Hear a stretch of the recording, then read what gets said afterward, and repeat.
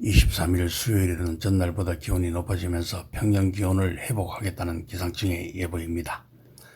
오늘의 뉴스는 대통령실 관세 협상단은 귀국 이틀 만에 다시 워싱턴으로 날아가 이견을 좁히지 못한 쟁점을 해소하는 데 주력한다는 뉴스를 전달합니다.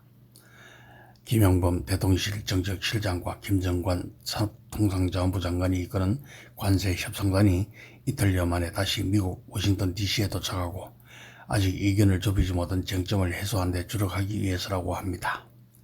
김 실장과 김 장관은 20일 미국 워싱턴 DC 인근 들레스 국제공항으로 입국하며 특파원들과 만나 막바지 협상을 위해 미국의 추가 입장을 전달하고 협상할 계획이라고 했습니다. 이어 한두 가지 그런 주제에 대해 아직도 양국 입장 차이가 많다며 지난번 방미 때 본국에 가서 보고하고 다른 부처랑도 얘기하고 다시 오겠다고 했네요.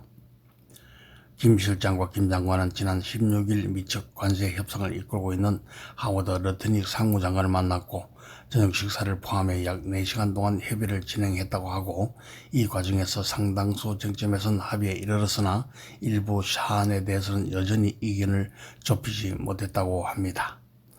김 실장은 지난 19일, 김 장관은 지난 20일 귀국했는데 23일 만에 다시 미국을 찾게 됐고 재방미 계획은 지난 21일 이재명 대통령 대면 보고 이후 잡힌 것으로 알려졌다고 하네요.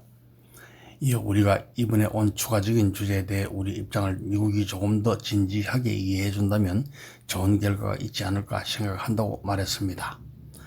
김 장관은 남아있는 쟁점들을 물론 화상으로도 논의하지만 직접 보고하는 것이 훨씬 효과적일 것 같아서 직접 만나기로 했다고 합니다.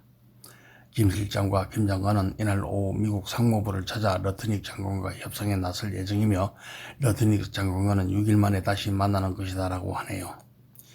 김 실장은 3,500달러 대미 투자 계획을 선불이 아니라 장기적으로 투자하기로 정리됐냐는 질문에는 개별 주제, 개별 아이템에 대해서는 저희가 어떤 말도 한 적이 없다면서도 우리가 얘기했던 것은 우리나라가 감내할 수 있는 범위 내 그게 기준이라고 답변했다고 합니다. 현금 투자 가능 범위에 대해서는 한국은행 분석도 있고 기획재정부 분석도 있고 미국도 나름대로 국제금융시장에 대한 이해도와 분석도 있고 각각 분석들을 갖고 이야기하고 있다며 대전제는 관세 협상도 중요하고 한미 간 서로 투자도 중요한데 대한민국 경제에 충격이 있어서는 안 되며 그래야 합의가 이행도 되니까 거기에 대해서는 미국도 이해를 할 것이라고 했습니다. 도널드 트럼프 대통령을 만나거나 백악관을 찾을 계획은 없고 러트닉 상관과 협상이 끝나면 이날 곧바로 조지아주 애틀랜타를 거쳐 귀국할 방침이라는 뉴스를 KBC 코리아 보건방송에서 보내드렸습니다.